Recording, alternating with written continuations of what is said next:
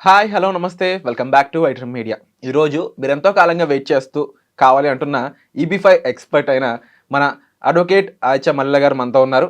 So, ఈబీ5కి ఇప్పుడు same kind of guidelines ఉన్నాయా? ఎలాంటి విషయాలు మారుతున్నాయి? యూఎస్‌లో సెటిల్ అవ్వాలి, యూఎస్‌లో ఉంటేనే బెటర్ లైఫ్ అని అనుకుంటున్న వాళ్ళందరికీ కూడా ఈ వీడియో. నమస్కారం సార్. నమస్తే. అంటే మీరు రీసెంట్‌గా ఈ ఇన్వెస్ట్‌మెంట్స్‌లోకి వాటిలోకి ఎక్కువ వెళ్లి మీ ఆడియన్స్ మీరు మర్చిపోయినట్టున్నారు. అదేం సో, లేదు. యూఎస్‌లో ఇప్పటికి కూడా సెటిల్ అయితే చాలా మంచి లైఫ్ ఉంటుందని చెప్పేసి చాలామంది అనుకునే వాళ్ళున్నారు. యాహ్! దానికి తగ్గట్టుగానే యూఎస్ వాళ్ళు కూడా ఇచ్చిన స్టేట్మెంట్స్ ఏంటంటే, మాకు ఇక్కడ చిన్న చిన్న జాబులు చేసుకునే వాళ్ళు వద్దంటున్నాం గానీ, మాకు ఉపయోగపడే వాళ్ళు ఏంటి బెస్ట్ లైఫ్ ఇక్కడ తీసుకునే వాళ్ళకైతే మేము ఎటువంటి అడ్డంకు పెట్టట్లేదు యాహ్! అని అమెరికా చెప్తా ఉంది. సో, ఈ రకంగా ఈబీ5కి ఏమన్నా చేంజెస్ వచ్చాయా? గోల్డెన్ వీసా అని ఒకటి అంటున్నారు. మరి దానికి దీనికి తేడా ఏంటి? సో, మేజర్‌గా ట్రంప్ రూలింగ్‌లోకొచ్చాక చాలా చేంజెస్ అయితే వచ్చినియి. సో, ఏంటంటే రూల్స్ అన్నీ ఏవైతే ఉన్నాయో, వాటిలో ఒక ఇంప్లిమెంటేషన్ దగ్గర చాలా స్ట్రిక్ట్‌గా ఎన్ఫోర్స్ చేయటం జరుగుతుంది. సో, దానివల్ల ఏంటి అంటే చాలా పానిక్ అనేది క్రియేట్ అయింది పీపుల్‌లో. సో, అందరూ చాలా భయభ్రాంతులయ్యారు. ఎందుకు భయభ్రాంతులయ్యారు అంటే, స్టేబుల్‌గా అక్కడ ఉందాము, మనం అక్కడ ఎలా ఒకలాగా సెటిల్ అవ్వాలి అనుకున్న వాళ్ళు, వాళ్ళకి చాలా హడ్డిల్ కింద మారే సిచ్యువేషన్ వచ్చిందనమాట అమెరికాలో. అయితే ఏంటంటే అమెరికా అనేది ఒక డ్రీమ్ అయిపోయింది అందరికీ. ఎంత కాదనుకున్నా మేము అమెరికా ఎళ్లి సెటిల్ అవ్వాలి. అమెరికా ఏంటంటే గ్లోబల్ డెస్టినేషన్. అక్కడైతే ఆపర్చునిటీస్ పరంగా గానీ, లైక్ ల్యాండ్ ఆఫ్ ఆపర్చునిటీస్ అంటారు కాబట్టి, అక్కడ సెటిల్ అయితే బావుంటది అనేది ఎవరికైనా డ్రీమ్‌గా ఉంది. కానీ ట్రంప్ వచ్చాక ఏవైతే మార్పులు తీసుకొచ్చాడో, సో కొన్ని ఏంటంటే కోర్ట్‌లో ఛాలెంజ్ చేయటం జరిగినియి. లైక్ కొన్ని ఏంటంటే కంప్లీట్‌గా అన్నీ ఆయనకి ఫేవరబుల్‌గా ఏం రాలేదు. బట్ ఏదైతే అడ్మినిస్ట్రేషన్ పరంగా, ఎందుకంటే ఆయన రూలింగ్‌లో ఉన్నాడు కాబట్టి, అడ్మినిస్ట్రేషన్ పరంగా ఆయన మొత్తం అతని హోల్డ్‌లో ఉంది కాబట్టి, అతనికి నచ్చినట్టు. సో ఇమిగ్రెంట్స్ మీద serious restrictions, rules and regulations enforce చేయటం జరుగుతుంది. సో దీనివల్ల ఏంటంటే అన్ని పాలిసీస్‌లో లైక్ ఏంటంటే ఎవ్రీ వీసా ఏదైతే ఇమిగ్రెంట్‌కి రిలేటెడ్ డిఫరెంట్ వీసాస్ ఉన్నాయో, ఈ వీసాస్ అన్నీ గూడా వాటిల్లో ఉన్న రూల్స్ అండ్ రెగ్యులేషన్స్ పరంగా ఫ్యూ చేంజెస్ అనేది జరుగుకుంటూ వచ్చింది. అయితే most of the people US ఎళ్లి సెటిల్ అవ్వాలి అంటే, వాళ్ళు ఆప్ట్ చేసుకునే విధి విధానం ఏంటంటే స్టడీస్ డెఫినెట్‌గా. స్టడీస్ ద్వారా వాళ్ళు ఇమిగ్రెంట్ వీసాని ఆప్ట్ చేసుకుంటాం ఒక పద్ధతి. ఇంకో పద్ధతి ఏంటంటే జాబ్ ద్వారా ఆప్ట్ చేసుకుంటారు. అయితే ఈ 2 మెథడ్స్ కాకుండా ఇన్వెస్ట్‌మెంట్ ద్వారా గూడా ఎళ్లి సెటిల్ అవ్వచ్చు అనే ఏదైతే ఉందో అదే ఈబీ5 వీసా. సరే ఈ ఈబీ5 వీసాకి ఏమన్నా మార్పులొచ్చినియా అంటే, సో ఈబీ5 వీసాకి ఏమీ మార్పులు రాలేదు.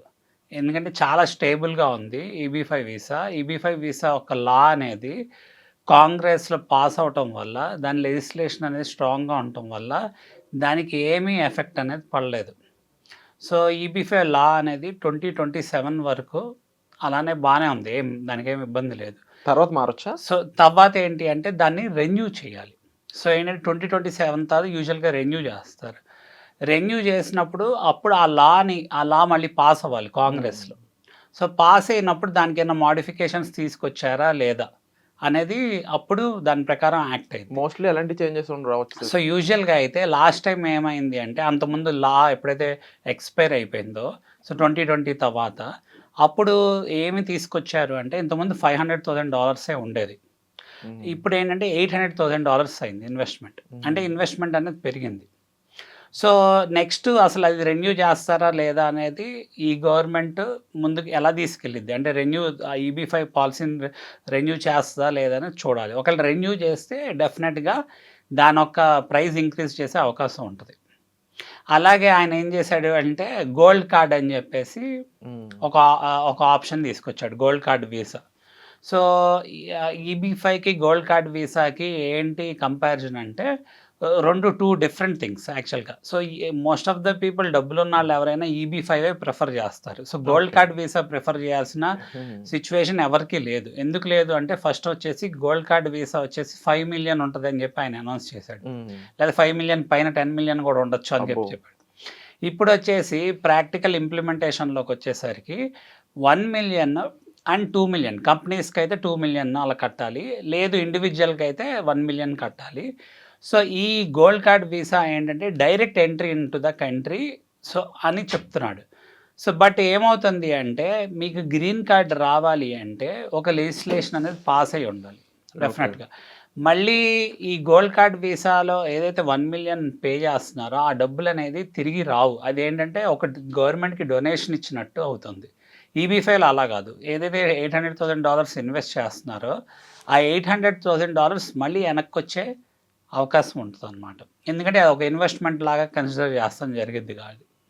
ఇంకోటి ఏంటంటే కొన్ని గోల్డ్ కార్డ్ వీసాలో 1 మిలియన్ ఇన్వెస్ట్ చేస్తే మన డైరెక్ట్‌గా మనకేమైనా గ్రీన్ కార్డ్ వస్తుందా అంటే లేదు.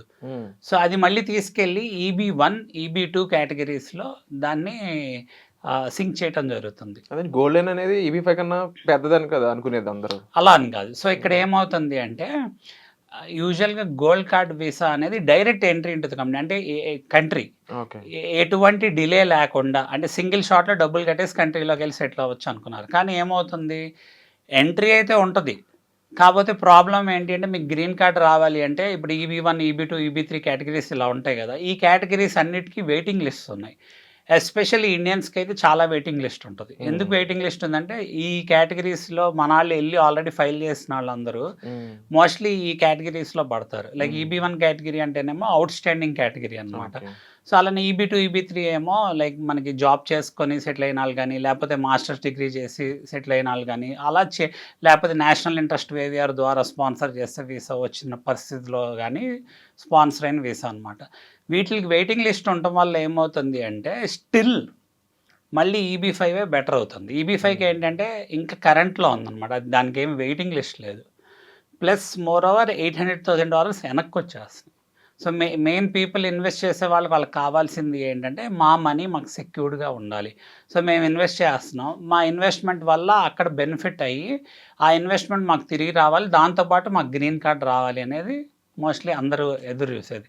మరి ఆ పరిస్థితి గోల్డ్ కార్డ్ వీసాలో అయితే లేదు, ఏదైతే అనౌన్స్ చేశారో. సో ఈబీ5 అనేది 2027 వరకు లా ఉండటం వల్ల దాంట్లో ఏంటంటే గ్రాండ్ ఫాదరింగ్ క్లాజ్ ఉంది. సో గ్రాండ్ ఫాదరింగ్ క్లాజ్ ఏంటి అంటే ఎవరైతే ఈ 2026 లోపల సెప్టెంబర్ లోపల ఎవరైతే ఫైల్ చేసుకుంటారో వాళ్ళ వీసాలన్నీ సేమ్ లాలో 2027 వరకు ప్రాసెస్ అవుతాయి అన్నమాట. సో ఎవరు వచ్చి ఏం చేంజెస్ కొత్తగా చేయాలన్నా ఆ చేంజెస్ ఏమన్నా కూడా 27 తర్వాతే లా రెన్యూ చేసినప్పుడే అప్లికబుల్ అయ్యే అవకాశం ఉంటుంది, లా రెన్యూ చేస్తే. సో అందుకే ఎవరన్నా నిజంగా చేసుకోవాలి అనుకున్న వాళ్ళకి ఇది ఒక మంచి ఆపర్చునిటీ అనమాట. ఎందుకు అంటే ఒకవేళ ఈబీ5 కనుక ఎక్స్పైర్ అయిపోతే తర్వాత ఇంకా మీకు అవకాశం లేదు. సో గోల్డ్ కార్డ్ వీసాను ఆప్ట్ చేస్తా అంటే 1 మిలియన్ డబ్బులు తిరిగి రావు. ప్లస్ ఏంటంటే దాంట్లో గ్రీన్ కార్డ్ వస్తుందా లేదా అనేది చెప్పలేము ఇండియన్స్కి. ఈబీ5లో ఏమో డబ్బులు వెనకొచ్చే ఛాన్స్ ఉంది, గోల్డెన్ లో డబ్బులు వెనక్కి రాక వీసా వస్తుందని క్లారిటీ లేదు. సో కంపారబుల్ మీరు చెప్పినట్లు ఈబీ5 అనేది చాలా బెటర్. ఈబీ5 స్టిల్ ఏంటంటే బెస్ట్ ఆప్షన్ అనమాట ఉన్న వాటిలన్నిట్లో. సో డబ్బులుండి మనకి ఇన్వెస్ట్ చేస్తే యూఎస్లో గ్రీన్ కార్డ్ వస్తుంది అన్న ఆప్షన్ ప్రిఫర్ చేసే వాళ్ళకి ఈబీ5 అలానే స్టిల్ లైవ్లో ఉంది. సో విన్నారు కదండి ఈబీ5కి గోల్డెన్కి వీసాలకు సంబంధించి డిఫరెన్స్ ఏంటి అనేది. అయితే మరీ క్లుప్తంగా గోల్డెన్ వీసా గురించి నెక్స్ట్ ఎపిసోడ్లో రాబోతుంది. స్టే ట్యూన్, ఈ ఛానల్ని దానికోసం సబ్స్క్రైబ్ చేసుకోండి. అలాగే మీకు వీసాకి సంబంధించి ఇమిగ్రేషన్కి సంబంధించి ఎటువంటి డౌట్స్ ఉన్నా సరే డిస్ప్లే అవుతున్న నెంబర్స్ కాల్ చేసి సార్ని సంప్రదించవచ్చు. ఇక వచ్చే ఎపిసోడ్లో మళ్ళీ కలుద్దాం. ముఖ్యంగా ఈ అమెరికన్కి సంబంధించి ఎటువంటి డౌట్స్ ఉన్నా, స్టూడెంట్స్ అయి ఉండొచ్చు, ఈబీ5కి సంబంధించిన వాళ్ళు అయి ఉండొచ్చు, బిజినెస్ సంబంధించిన వీసా వాళ్ళు అయి ఉండొచ్చు, కామెంట్ సెక్షన్లో మీ మెన్షన్ చేయండి మీ ఒపీనియన్ని. దాన్ని బట్టి మరిన్ని ఎపిసోడ్స్ మీ ముందుకు తీసుకొచ్చే ప్రయత్నం అయితే మేము చేస్తాం. Thank you so much sir. Thank you.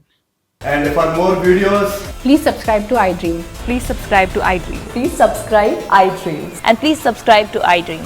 For more videos, subscribe to iDream. please like, share and subscribe to the channel. Congratulations, iDream. Subscribe to iDream. Subscribe to iDream. So subscribe to iDream Media. iDream ki iDream team andarki huge congratulations. Please subscribe iDream Media. Please subscribe to iDream. Subscribe iDream. Please subscribe to iDream.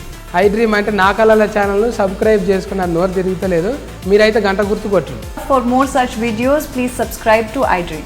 Subscribe to iDream. Please subscribe to iDream. Please subscribe iDream Media. Please do subscribe to iDream. Please subscribe to iDream Media. For best entertainment and information, please subscribe iDream. And don't forget to subscribe to iDream.